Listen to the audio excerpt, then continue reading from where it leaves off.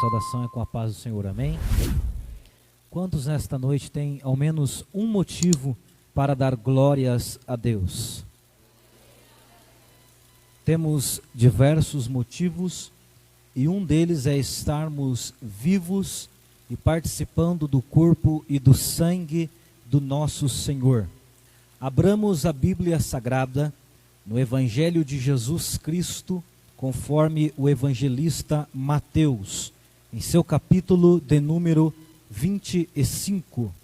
Enquanto os irmãos localizam o texto, eu quero externar a Deus minha gratidão por esta oportunidade única e singular para expor à igreja a sua preciosa palavra. Louvar a Deus pela vida do pastor Samuel, pastor presidente desta igreja, que com confiança nos convidou a ministrar a palavra de Deus. Louvar a Deus também pela vida de todos os demais obreiros e irmãos que congregam nesta casa para a glória de Deus Pai. E a falar sobre irmãos, não poderia de modo algum esquecer dos meus dois irmãos, Juan e Pablo, que aqui estão conosco nesta noite, alguns amigos, Isaías, homem de Deus, a Taíde, alguns jovens que eu tenho mais um pouco de intimidade. Mas é honroso estar aqui esta noite, amém? Estou aqui com o terno do Pablo, os irmãos perceberam? Parece o Pablo, né? Uma versão um pouco mais bonitinha, mas parece o Pablo. Glória a Deus. Os irmãos encontraram o texto, amém? Mateus capítulo 25 e versículo 1 nos diz assim: Então o reino dos céus será semelhante a 10 virgens que, tomando as suas lâmpadas, saíram ao encontro, diga comigo, encontro do esposo, e 5 delas eram prudentes e 5 loucas. As loucas, tomando as suas lâmpadas, não levaram azeite consigo, mas as prudentes levaram azeite em suas vasilhas com as suas lâmpadas. E tardando o esposo, tosquenejaram todas. Diga comigo, tosquenejaram todas e adormeceram. Mas à meia-noite ouviu-se um clamor. Aí vem o esposo, saí-lhe ao encontro. Último verso. Então todas aquelas virgens se levantaram e prepararam as suas lâmpadas. Quem pode dizer amém por esta palavra? Tome teu assento glorificando ao Senhor. Meus queridos, quando nós abrimos a Bíblia Sagrada, nos evangelhos facilmente encontramos algumas parábolas. Entre elas, esta parábola, a parábola das 10 virgens, pois assim ficou conhecida entre nós. Eu particularmente prefiro a chamar de parábola do casamento, pois a história que Jesus conta através desta parábola é nada mais, nada menos do que um casamento modelo judaico. Jesus, ele começa a expor a história, ele diz que o reino dos céus será semelhante a 10 virgens que, tomando as suas lamparinas, as suas lâmpadas, saíram ao encontro do esposo. O que está acontecendo nesta parábola é simples. O esposo ou o noivo está deixando a sua casa e está indo rumo à casa da noiva, pois na casa da noiva ele a traria para a sua casa, onde aconteceria a festa do casamento. O esposo está com os seus amigos aguardando o momento de sair para buscar a sua esposa, ou o noivo para buscar a sua noiva. E a noiva também está aguardando na casa dos seus pais. E ela tem 10 amigas, ela tem 10 pessoas íntimas que são, de certa forma, uma espécie de testemunhas de seu casamento. Estas 10 têm uma responsabilidade. Primeira responsabilidade, a responsabilidade de presentear a noiva com 10 dracmas, 10 moedas de prata. E essas 10 moedas de prata será o adorno sobre o cabelo, sobre a cabeça da noiva em seu casamento. A segunda responsabilidade e última é, elas deveriam sair adiante da noiva com as suas lâmpadas, iluminando o caminho para a chegada do noivo, fazendo como que um corredor para a recepção do noivo. Então, naquele dia, ou neste casamento, elas presentearam a noiva e saíram. E quando saíram, deviam esperar. Mas esse dia acontece algo inusitado. Aqui no Ocidente, em nosso país, parece que é um costume da noiva se demorar para o casamento. Mas neste casamento, neste dia, nesta parábola, quem se demora é o noivo, e elas devem esperar. E diz a Bíblia que elas esperam tanto e que adormecem, são vencidas pelo cansaço. E o esposo, à meia-noite chega, e quando chega à meia-noite, é anunciado por um brado, é anunciado por um grito. Aí vem o esposo, o noivo, sair-lhe ao encontro. E então aquelas 10 virgens, que eram divididas em 2 grupos, as loucas e as prudentes, se levantam e preparam as suas lâmpadas. As loucas percebem que não tem azeite suficiente para entrar para as bodas, para continuar naquela empreitada. E é neste momento que elas se afastam do propósito e vão comprar azeite para a empreitada. O esposo entra para a festa, segue o casamento, e aquelas 5 ficam de fora. Esta é a parábola do casamento. Esta é a parábola das 10 virgens. Quem me ouve diz amém. Mas Jesus, ele diz o seguinte: o reino dos céus será semelhante a estas 10 virgens. Jesus faz uma comparação. O reino dos céus é semelhante a esta história que eu lhes contei. E quando Jesus fala de reino dos céus, ele fala de algo muito comum no seu ministério. Quando Jesus começou a pregar, ele começou pregando o reino, pois em Mateus, no capítulo de número 5, e no versículo 4 e versículo 17, está escrito que começou Jesus a pregar e a dizer: arrependei-vos, porque é chegado o reino dos céus.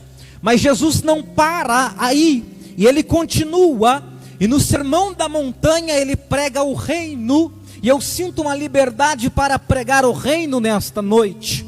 E Jesus, ele prega, e ao ensinar sobre oração, ele começa dizendo: Pai nosso que estais no céu, santificado seja o teu nome, e venha a nós o teu reino. Quando ele termina a oração, ele diz assim: porque teu é o reino, é o poder e é a glória para todo sempre. No mesmo sermão ele disse: buscai primeiro o reino de Deus e a sua justiça, e estas coisas vos serão acrescentadas. Jesus falava constantemente do reino, e todos ouviam sobre o reino. Havia uma expectativa em Israel acerca do reino, havia uma expectativa acerca do reino de Deus. Só que a expectativa era desvirtuada, era um pouco borrada. Eles não tinham discernimento exato do que era o reino, pois eles esperavam um reino físico, onde um rei da linhagem de Davi tomaria o trono de Israel e daria liberdade a Israel das mãos dos romanos. Acompanhe-me, igreja, em nome de Jesus. Eu já vou entrar na mensagem. É necessário construir essa introdução para que os irmãos compreendam a palavra do Senhor. Israel esperava um reino físico e os discípulos também esperavam. Tanto que em Atos capítulo 1, diz a Bíblia que Jesus está falando do reino, Jesus está expondo o reino e ele diz: há de descer sobre vós o Espírito Santo, e ser-me-eis testemunhas, tanto em Jerusalém como na Judéia e Samaria, e até os confins da terra. Mas eles não compreendem e a visão continua na terra. E é neste momento que os discípulos unanimemente dizem: Senhor, é neste tempo que o Senhor restaurará o reino a Israel? É neste tempo que Israel será liberto do poder de Roma? É neste tempo que nós seremos livres? E Jesus responde: não vos pertence saber os tempos e as estações que o Pai estabeleceu por seu próprio poder. Observa, a igreja, que eles tinham uma visão de reino, mas era uma visão terrena, era uma visão terrestre, era uma visão humana na horizontal. E o reino que Deus estava querendo apresentar, o reino que Jesus estava pregando, era um reino na vertical, era um reino espiritual, era uma exposição de um projeto de Deus para o homem aqui na terra. Mas não eram somente os discípulos. Quando Jesus pregava sobre o reino, atraiu também a visão dos fariseus. Os fariseus eram os homens da lei, nós todos sabemos disso. Estes fariseus um dia interrogaram a Jesus, em Lucas no capítulo de número 17. A Bíblia diz em Lucas capítulo 17, versículo 20 e 21, que os fariseus interrogam a Jesus acerca do reino, e eles questionam: onde será o tal reino de Deus? E Jesus vai responder, e Jesus vai dar a eles a realidade da palavra. Diz a Bíblia Sagrada que Jesus responde: o reino de Deus não vem com aparência exterior, nem dirão ei-lo aqui ou ei-lo ali. Eu acredito que quando Jesus menciona a palavra aparência exterior, há um choque no coração dos fariseus. Eu acredito que a alma deles é impactada naquela hora, e eles sentem a contradição da parte de Jesus, pois os fariseus viviam de aparência. Os fariseus viviam uma vida de aparência. Eles gostavam tanto da aparência, que eles vestiam roupas compridas, roupas que assimilavam as roupas das noivas de atualmente. E eles andavam pelas ruas, exibindo aquela roupa bonita, cheia de cores. Nas suas mãos haviam 2 sininhos, e eles se colocavam em oração nas praças, e quando orava, chacoalhava a mão assim, para chamar a atenção. E quando chamava a atenção, então o seu ego se enchia, pois os fariseus viviam disso, viviam de uma aparência. Mas Jesus vai dizer: o reino de Deus não é aparência. O reino de Deus não vem com uma aparência exterior. Naquela hora, indiretamente, Jesus refuta toda a religiosidade dos fariseus, e com uma única palavra ele quebra o ego do fariseu. Ele está dizendo assim: vocês esperam algo aparente, vocês esperam algo bonitinho, vocês esperam um pregador engravatadinho, mas eu vim dizer para vocês que o reino de Deus não é isso. O reino de Deus não é aparência. O reino de Deus não é o que pode ser visto com os olhos. O reino de Deus não vem com aparência exterior, nem dirão ei-lo aqui ou ei-lo ali. Não é assembleia, não é Deus e amor, não é mundial, não é quadrangular. O reino de Deus é um reino espiritual, é um reino invisível, é um reino de glória, é um reino de poder, e ele está entre vós nesta noite. Oh glória! E Jesus diz: o reino de Deus não vem com uma aparência exterior. Aí você me questiona: então o que é o reino de Deus? o apóstolo Paulo, a carta de Corinto, escreve, Paulo Henrique, homem de Deus, escreve na primeira carta de Corinto, primeira carta e única carta aos Romanos, deu uma falha aqui, um upload, mas na carta aos Romanos, capítulo 14 e versículo 17, está escrito assim, que o reino de Deus não é comida e não é bebida, mas o reino de Deus é justiça, paz e gozo, alegria no Espírito Santo. Observe a exposição de Paulo aos Romanos, capítulo 14 e versículo 17. Paulo diz: o reino de Deus não é comida, porque eles discutiam sobre o que comer e sobre o que beber. Aí Paulo vem e conclui: sabe que vocês querem saber o que é o reino de Deus? O reino de Deus é justiça, o reino de Deus é paz, e o reino de Deus é alegria no Espírito. Quando Paulo diz isso, ele está passando uma mensagem profunda e direta para a igreja. O que é comida e o que é bebida? Comida e bebida é aquilo que a terra produz para o homem, é aquilo que a terra pode produzir, e você coloca dentro do seu corpo, através do processo da alimentação. Isso é comida e isso é bebida. Agora o apóstolo Paulo aos Romanos vai dizer: o reino de Deus é justiça, é paz e alegria no Espírito. Justiça, paz e alegria no Espírito não pode ser produzido pela terra, só pode ser produzido pelo céu. Paulo está dizendo: o reino de Deus não pode ser produzido por coisas aparentes e terrenas, mas o reino de Deus é de cima, é aquilo que é invisível, é aquilo que não alimenta o teu corpo, mas que alimenta a tua alma, que alimenta o teu espírito, que alimenta aquilo que está por dentro e não está por fora. Eu venho como profeta de Deus pregar nesta noite, que Deus preparou para nós um reino, que não é um reino visível, que não é um reino de aparência, de cabelo grande, de saia até o pé, ou de uma aparência bonitinha de pregador, mas eu venho dizer nesta noite à igreja que me ouve, em nome de Jesus: o reino de Deus é justiça, paz e alegria no Espírito. Onde está o reino de Deus tem alegria, onde está o reino de Deus tem justiça, onde está o reino de Deus tem gozo, onde está o reino de Deus tem paz. Se nesta noite tem alegria entre nós, é porque o reino de Deus está presente. E eu quero saber se tem uma igreja aqui que vive o reino de Deus. Olha para o irmão do teu lado, olha para ele, vê se ele está alegre nessa noite. Se tiver alegria do Espírito aí é porque está no reino, mas se tiver faltando alegria, tem reino de Deus para encher o teu interior aqui esta noite. Se tiver faltando paz e justiça, tem reino de Deus aqui esta noite para mudar a história de muita gente. Deixa eu beber água aqui, irmão, vai dando glória aí em nome de Jesus. O reino de Deus não é aparência, o reino de Deus é um reino invisível, de poder e de glória.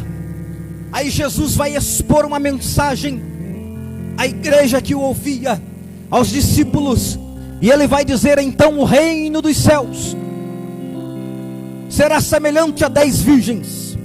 E aqui eu acho interessante uma coisa: Mateus escreve reino dos céus, e os demais evangelistas, como Lucas, escreve reino de Deus. Porque há essa diferença e essa conotação. Ambos têm o mesmo significado. Tanto o reino de Deus quanto o reino dos céus são a mesma coisa. Contudo, o escritor é diferente.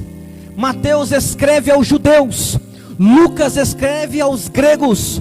Quando Lucas escreve, ele tem a intenção de mostrar que o reino é de Deus, que Deus é o rei desse reino. Agora Mateus, quando ele vai escrever aos judeus, e como ele vai repetir muitas vezes a expressão reino, somente no capítulo 13 de Mateus, ele escreve 12 vezes a expressão reino.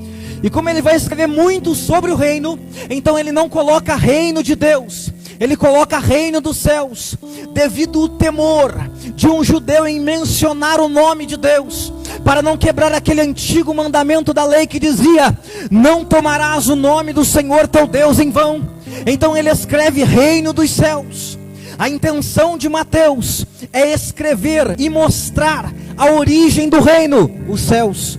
A intenção de Lucas é mostrar quem é o rei deste reino. Ele escreve reino de Deus. Quando Lucas escreve reino de Deus, ele está dizendo: este reino tem um rei, e este rei não é da terra, este rei não é de Jerusalém, este rei não é de Samaria, este rei não é de Decápolis, este rei não é da Judeia, não é de Jerusalém, nem da Cafarnaum. Este rei é Deus, este rei é um Senhor soberano, que ainda no livro de Isaías, no capítulo 6, já estava assentado sobre um alto e sublime trono, julgando e reinando sobre a terra.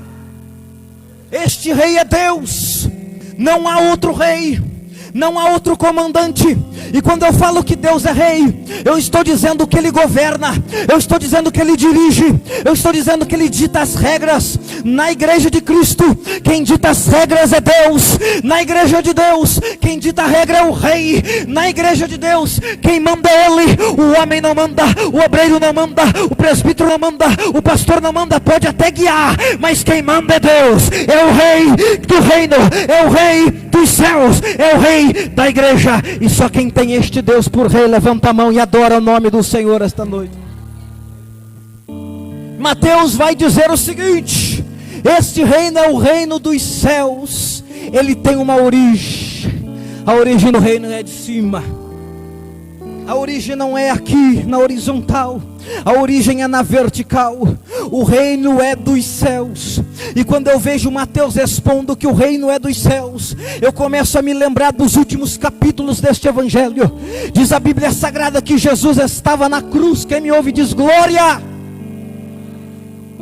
Jesus estava na cruz, e no momento da morte, e no momento dele se render às 3 da tarde, ele expira, e expira com uma oração. Ele diz assim: Pai, na tua mão eu entrego o meu espírito. Era 3 da tarde, o sacerdote estava dentro do templo, oferecendo aquilo que se devia oferecer às 3 da tarde. E quando Jesus expira na cruz, que eu chamo de altar do holocausto de Deus, a Bíblia diz que o véu do templo se rasga de alto a baixo. De alto a baixo o véu se rasga. E eu acredito que nesta hora Deus se levanta no trono e fala assim: meus filhos aí na terra, eu estou lhes dando o reino que vem de alto a baixo.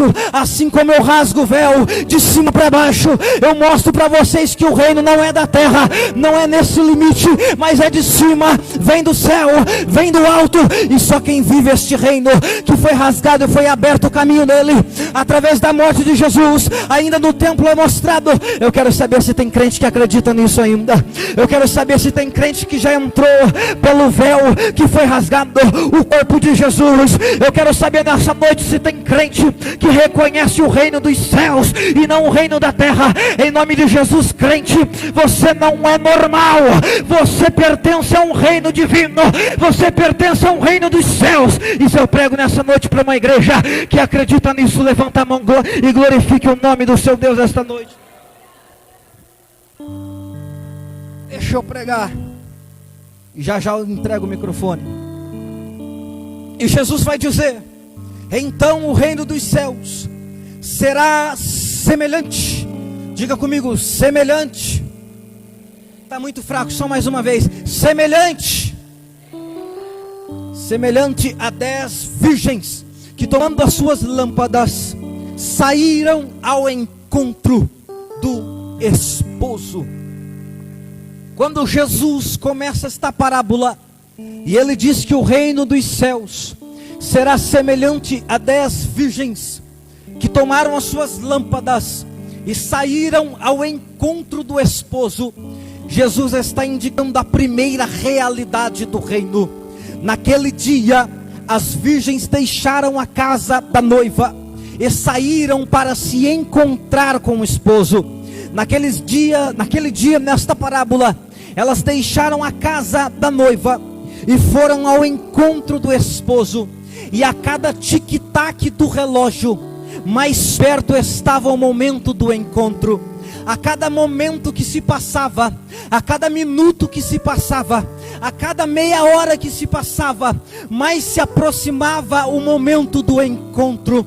Porque o tempo não gira no sentido anti-horário, o tempo só vai para frente. A terra só gira num sentido, a terra não gira no sentido contrário.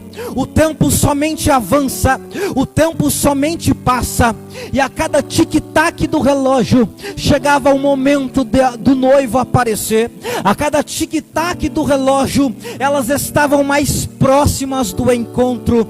E o reino de Deus é isso, é estar em constante aproximação com o esposo. O reino de Deus é uma aproximação da noiva para com o noivo. O reino de Deus é uma constante proximidade, é um encontro com Jesus. Deixa eu esclarecer para você poder dar glória. Sabe o que Jesus está ensinando? Naquele dia elas saíram para se encontrar com o esposo. Estar no reino é ir ao encontro do esposo. Estar no reino é estar em constante aproximação. O crente vive o reino em constante aproximação com Jesus. Não é distanciamento. Reino de Deus não é afastamento. O que é o afastamento? É deixar de orar, é deixar de ler a palavra, é deixar de frequentar culto, é deixar da escola bíblica dominical. Isto é afastamento. Mas sabe o que é encontro? É encontrar com Jesus na oração, é encontrar com Jesus no culto de ensino, é encontrar com Jesus no culto de domingo, é encontrar com Jesus no culto de congresso, é encontrar com Jesus na escola bíblica, é encontrar com Jesus no culto de doutrina. Tem muito crente no século 21, no ano de 2020, se encontrando com Jesus só no dia de congresso. Dia de culto normal ele não se encontra com Jesus. Mas nessa noite eu vim dizer para você que estar no reino de Deus é estar em um constante aproximação do esposo, aproximando na oração, aproximando no jejum. Essa noite Deus te trouxe aqui para uma aproximação. Essa noite é noite de se encontrar com o esposo. Essa noite é noite de encontrar com ele na adoração. É noite de se encontrar na oração. É noite de se encontrar no louvor. É noite de encontrar com ele na ceia. É noite de encontrar com ele. Oh, Anagasu de Kabadarase Riminio Barashia Remantui Keminikioba Mandarabarasai. Encontro com Jesus. Essa noite ele marcou um encontro contigo. Talvez você está passando por um momento difícil, mas ele não desmarcou o encontro. Talvez você veio nessa noite vivendo uma prova intensa, mas ele não desmarcou o encontro.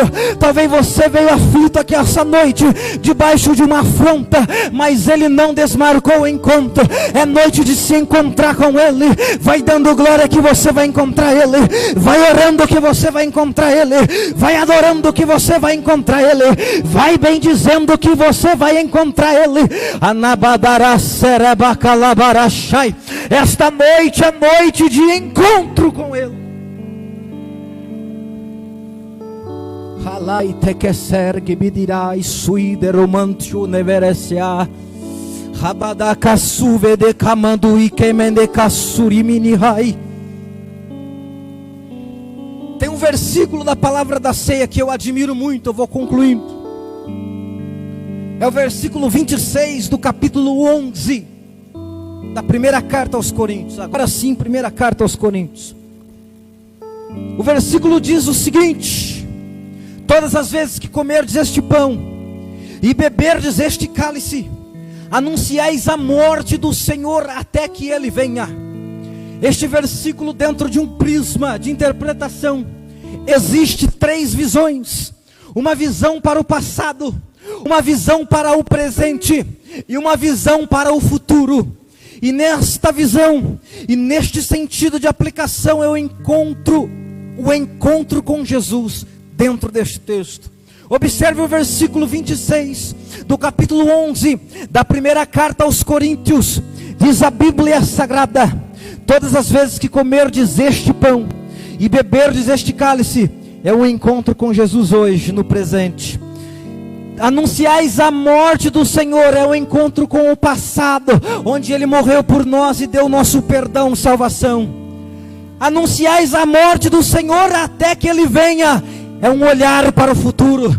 Sabe o que a Bíblia está dizendo? Viver no reino é se encontrar com Jesus na cruz, para perdão dos pecados, se encontrar com Jesus na ceia para a comunhão com os irmãos, mas se encontrar com Ele no arrebatamento para viver eternamente com Ele. Eu quero pregar para você nessa noite esta palavra. Eu quero que fique fixado no seu coração. Em breve o Deus de paz rasgará o céu diante dos nossos olhos, e subiremos para estar para sempre com o Senhor. Ei, noiva de Cristo, ei, esposa de Cristo, aqui é só uma passagem. Iremos subir. Se encontra com Ele hoje, se encontra com Ele na cruz, para se encontrar com Ele no dia do arrebatamento da igreja. Mais do que isso, elas saíram, mas diz a Bíblia que o esposo se demorou. Oh, maravilha! Cotovela o irmão do lado e diga para ele: o esposo se demorou. Irmão, ninguém acotovelou, só mais uma vez, vai lá, cotovela o irmão do lado, só uma vez, e diga: o esposo se demorou. E por se demorar, diz a Bíblia Sagrada,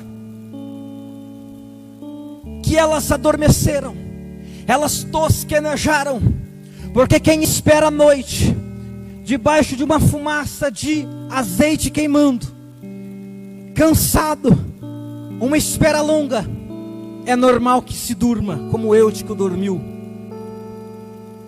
E todas adormeceram. E aqui vale a nós fazer uma comparação entre elas, porque era um grupo, porém dividido. 5 loucas, 5 prudentes, que haviam entre elas semelhanças e diferenças. Primeiro, as diferenças. Primeira diferença estava no caráter, no ser, no que elas eram. 5 eram prudentes. Prudente aqui no contexto da parábola significa alguém precavido. Mas 5 eram loucas, que é o oposto. Havia uma diferença, mas havia uma segunda diferença. A diferença estava no azeite. Ambas tinham azeite, os 2 grupos tinham. Contudo, um tinha com sobra e o outro tinha somente por um pouco de tempo. A terceira diferença estava nas vasilhas, pois as loucas não levaram vasilhas com azeite, somente as lamparinas acesas. E quando as lamparinas se apagaram, elas não tinham mais reserva e nem vasilhas. Mas as prudentes, além de levar lâmpada, além de levar azeite, levaram também vasilhas cheias de azeite. Agora as semelhanças. Primeira semelhança, todas eram virgens. Segunda semelhança, todas estavam no mesmo lugar, no mesmo propósito, aguardando um único esposo. Oh, glória. Terceira semelhança, todas tinham lâmpada. Mas existe uma quarta semelhança. E a quarta semelhança é que todas adormeceram e tosquenejaram. As loucas dormiram, as prudentes dormiram, porque estavam cansadas, porque estavam sobrecarregadas. E todas adormeceram, sem exceção de nenhuma. E neste contexto, a dormência tipifica-nos, apresenta-nos, serve-nos de um exemplo de uma fraqueza humana. Pois na igreja de Cristo não existem super-heróis. Na igreja de Cristo não existem mulheres maravilha, não existem super-homens. Na igreja de Cristo não existe Tony Stark, não existem vingadores. Na igreja de Cristo somos feitos de fraquezas, somos feitos de carne, somos feitos de barro. Aqui não tem crente para bater no peito e dizer eu sou super-herói. Somos fracos, somos vasos de barro. E vaso de barro adormece, vaso de barro sente canseira, vaso de barro erra e precisa recorrer ao sangue de Jesus e à misericórdia da cruz.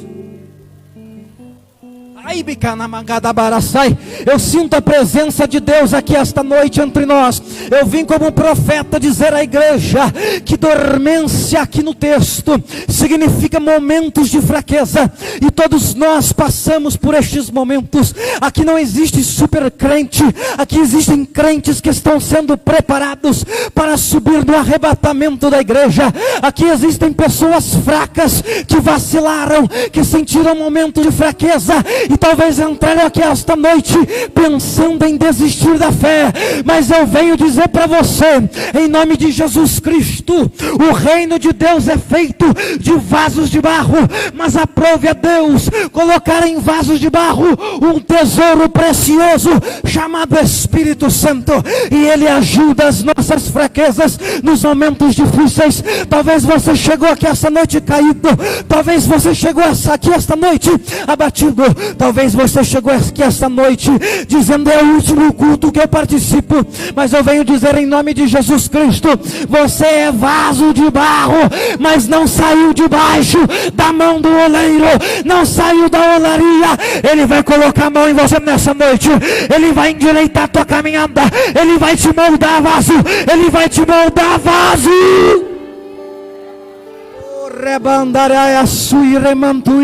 Por um momento levante a tua mão para o céu e adore o oleiro, porque Ele está aqui esta noite. Somos vasos frágeis,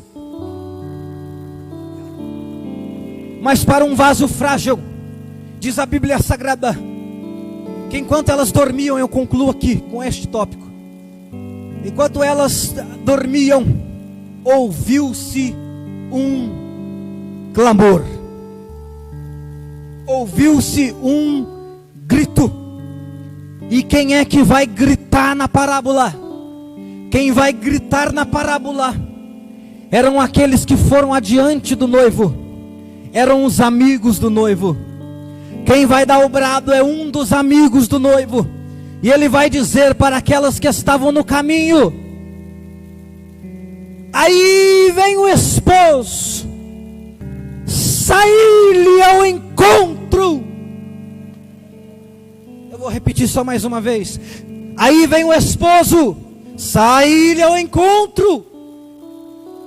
E naquele momento, com o grito do amigo do esposo, você sabe quem que é o amigo do esposo? Se a esposa estava cá, o esposo estava lá, o amigo do esposo deve gritar. E este amigo do esposo significa ou simboliza para nós o Espírito Santo, que em pleno ano de 2020 está bradando: virgens, aí vem o esposo, saí-lhe ao encontro. E aqui eu tenho um tópico profético, eu sinto meu corpo inteiro arrepiado para dizer isso. O Espírito Santo está gritando na igreja no ano de 2020: aí vem o esposo, aí vem o esposo, aí vem o esposo, aí vem o esposo, aí vem o esposo, aí vem o esposo. Jesus está chegando, e nessa noite o Espírito Santo me manda bradar no ouvido dessa igreja: o Jesus a quem você serve está chegando aí. Ai, decamandará sere mahaia. O esposo está chegando. Desperta a igreja, desperta a igreja. É tempo de se levantar, é tempo de fazer o que aquelas virgens fizeram. No versículo de número 7, todas aquelas virgens se levantaram e prepararam a sua lâmpada. Não é noite de estar caído, não é noite de estar deitado, não é noite de estar querendo desistir, é noite de se levantar, é noite de preparar a lâmpada. Ei, crente, em nome de Jesus, se levanta nesta noite, participa da ceia, pede perdão com Deus, concilie-te com teu irmão, porque Jesus vai chegar a qualquer momento, e só quem tiver com a lâmpada ali acesa vai subir para o céu. Só quem tiver pronto vai subir arrebatado. Só quem tiver preparado é que vai se encontrar com o esposo. Não perca a experiência de viver na terra aqui servindo a Deus por longos anos, para no final ser reprovado. Não seja virgem louca, seja virgem prudente, com lamparina na mão, pronto para subir no arrebatamento. Eu quero saber se nessa noite eu estou pregando para uma igreja que vai subir. Aqui vai subir, ali vai subir, lá vai subir também, lá vai subir também. Essa noite é noite de preparação. Fica de pé comigo em nome de Jesus. Oh glória, oh glória, oh glória, oh glória. Quem ouviu a mensagem entendeu, diz glória a Deus.